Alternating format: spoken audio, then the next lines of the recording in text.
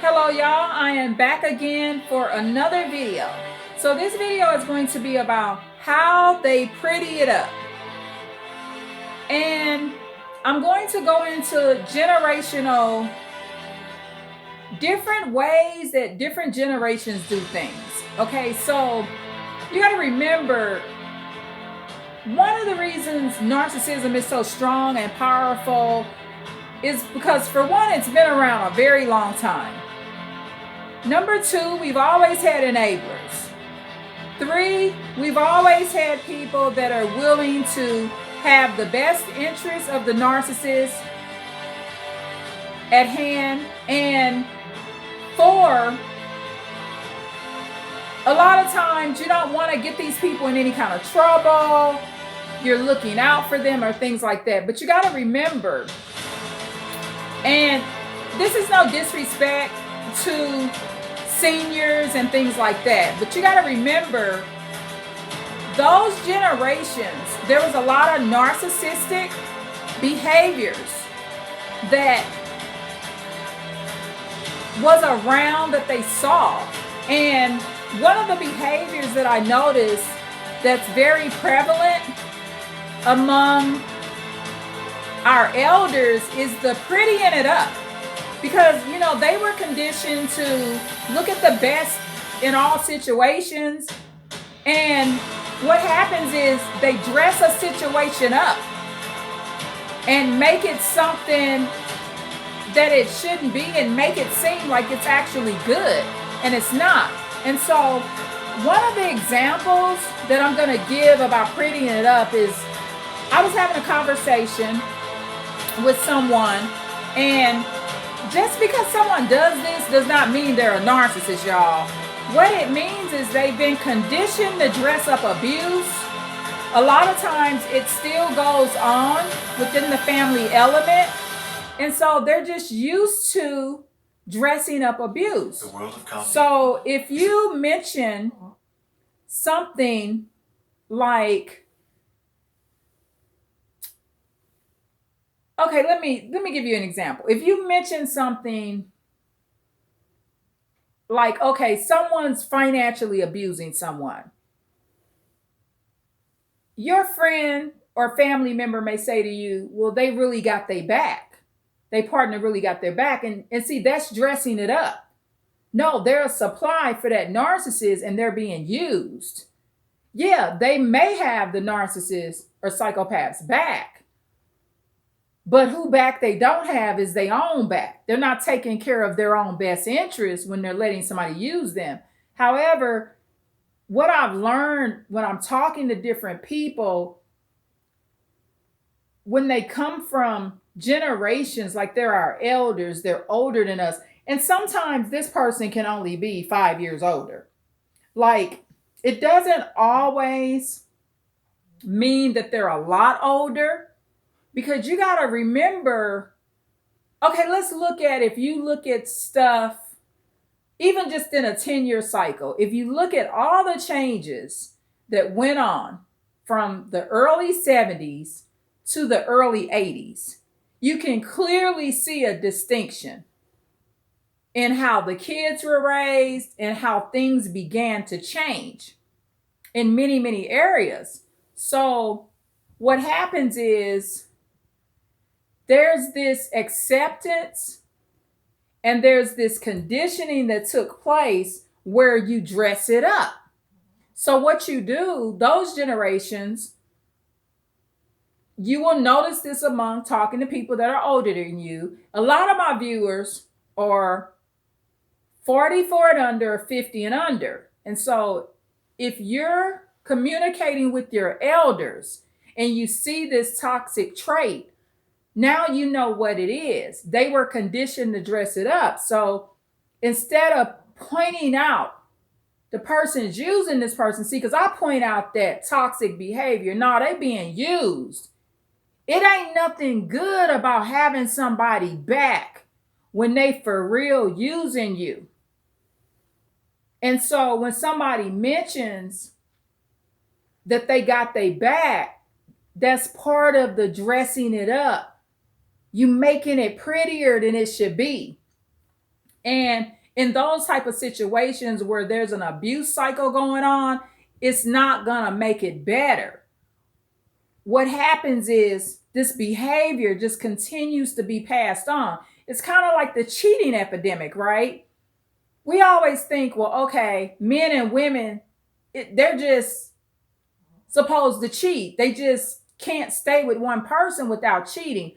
No, that generational cheating, that is nothing but a behavior that's been passed down throughout the generations.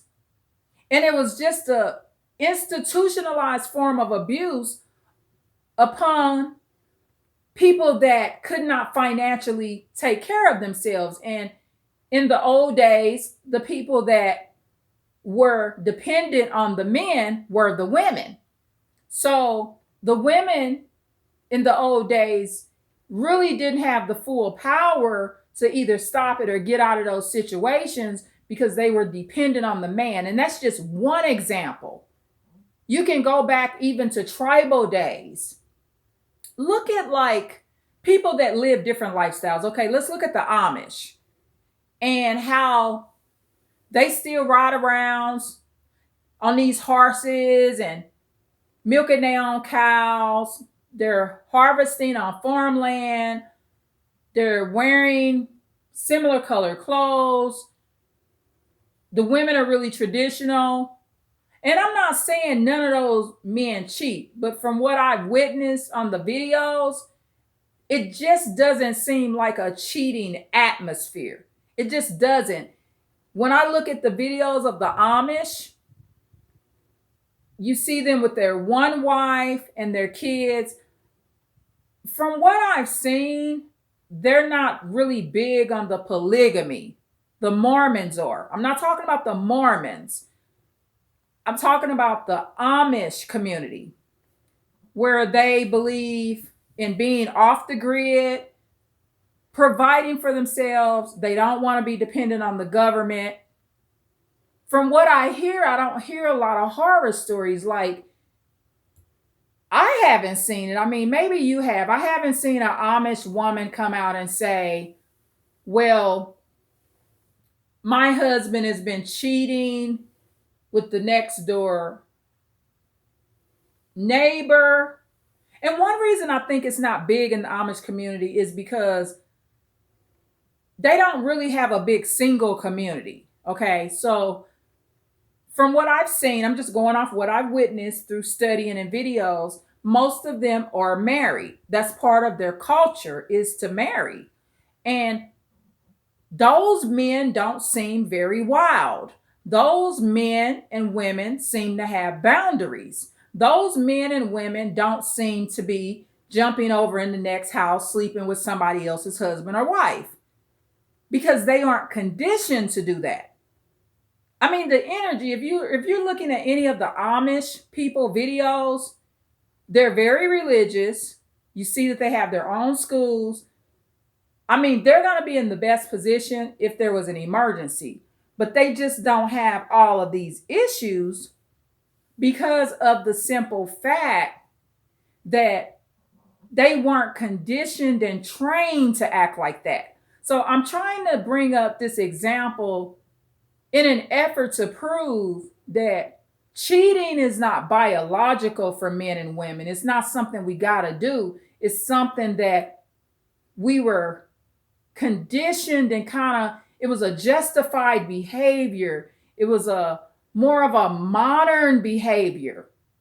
That's the key too, modern behavior. See, the Amish, they refuse to become modernized.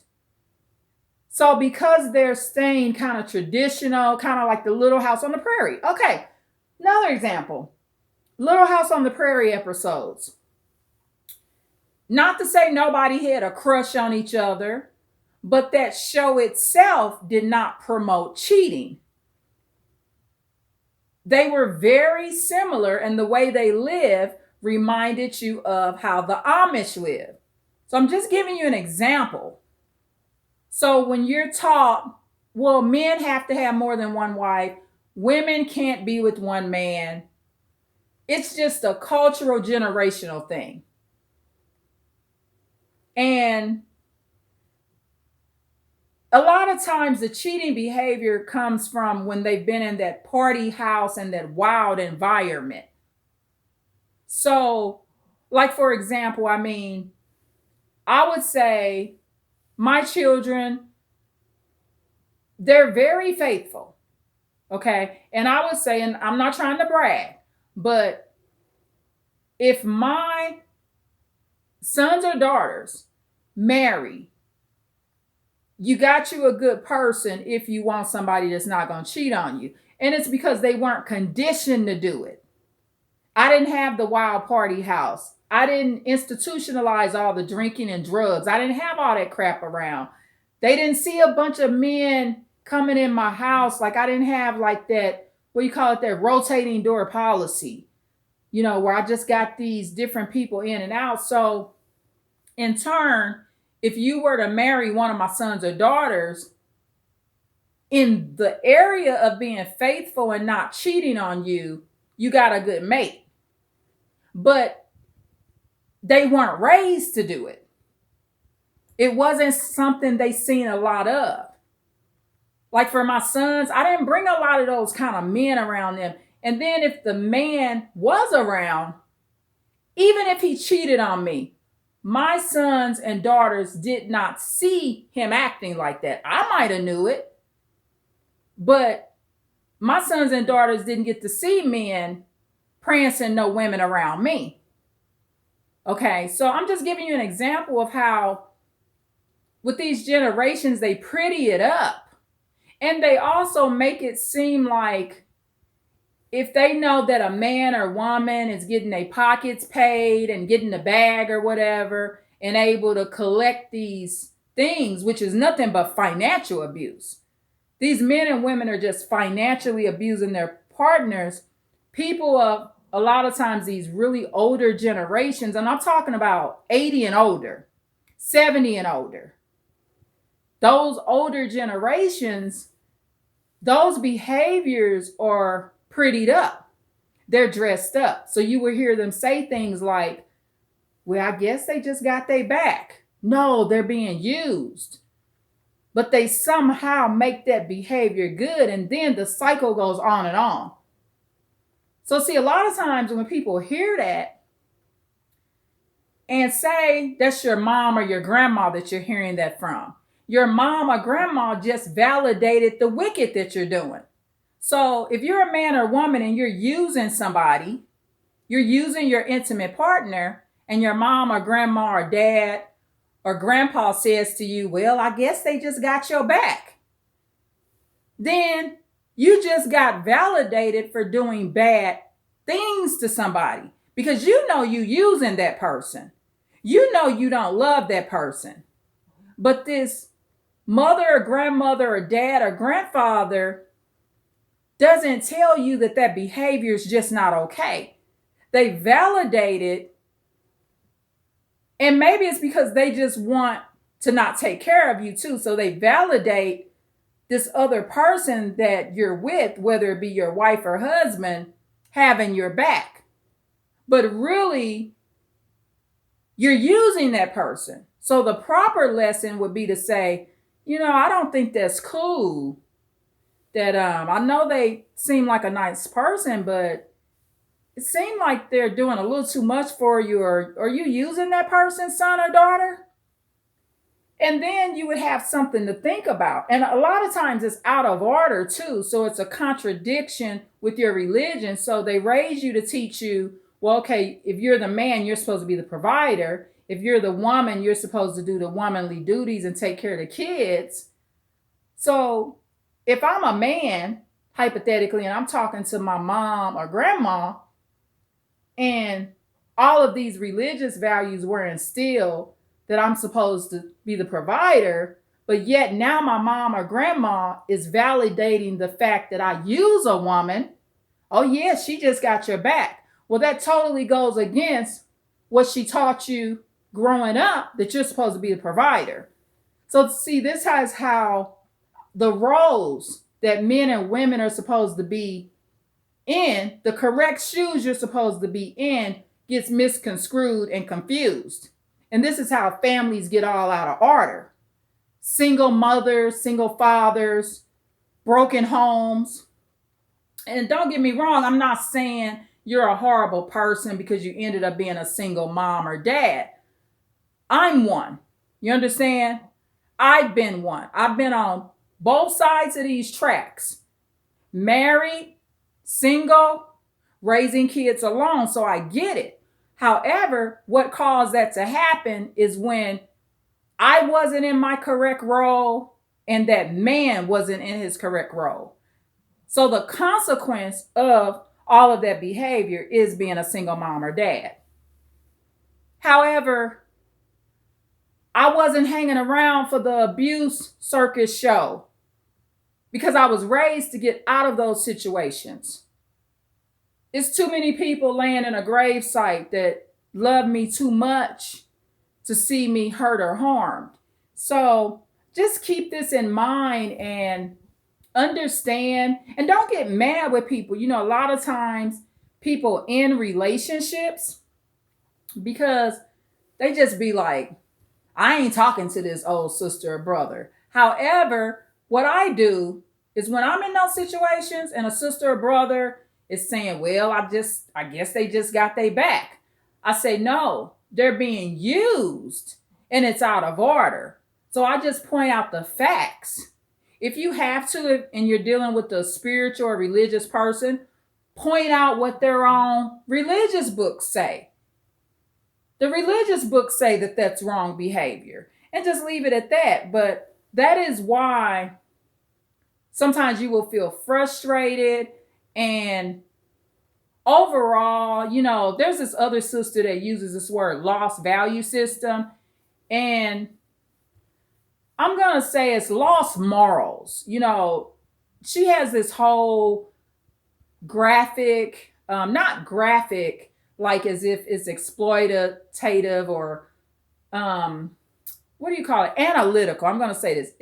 She has this analytical description of what a lost value system is. However, I think it's just a lot of lost morals. But in her lost value system, that's one of the things that she covers is that the morals are gone. And so you will hear a lot of that. So you got to remember now, since you know the ins and outs of narcissism, you're really one step, 10 steps ahead of these people. They don't study enough.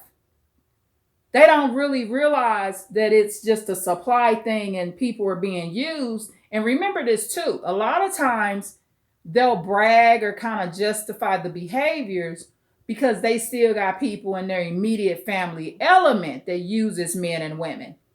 And what they do, they tell these men and women in their immediate family, well, I guess he or she just got your back. And so that's how it's justified. So using somebody is justified in that way. And so just really get an understanding of why these things happen. And that way you can be protected and you can get a better understanding of why it's happening. And you won't be so, you know, because a lot of times when you're dealing with people and there's like all these different opinions and things like that, you can just become frustrated. But you got to remember, you know what a narcissist is now, and they don't. They refuse to study. And also, keep this in mind. A lot of people will want to continue to pass down those toxic generational views that are bad, not just for themselves, but for others. And in no way, in any way, is somebody being used something that should be validated by somebody just got their back. It just absolutely shouldn't be looked at that way, because at the end of the day, being used, financially abused especially, that's a form of very deadly abuse to the mind and soul. and the finances. I mean, you got people that's worked their whole lives and been involved in some kind of online scam, and they lose all their retirement money. So it's not cute at all. And you will understand more because you're tuned in to videos and you're learning and you're going no contact and you're removing yourself from these psychopaths and narcissists in your own life. You're sharing videos and you're encouraging others to get on the right track. And you just know more, and you just got to share what you know, because the situation won't change if you don't speak up. You got to start speaking up and explaining what it is. And a lot of times when you do that, people will back off, but they may think about it to themselves and say, you know, she or he is right. I love y'all so much. I've been on this bike almost 21 minutes now. Please like, share, and subscribe. Please leave a comment and tune in for so much more. Thank you.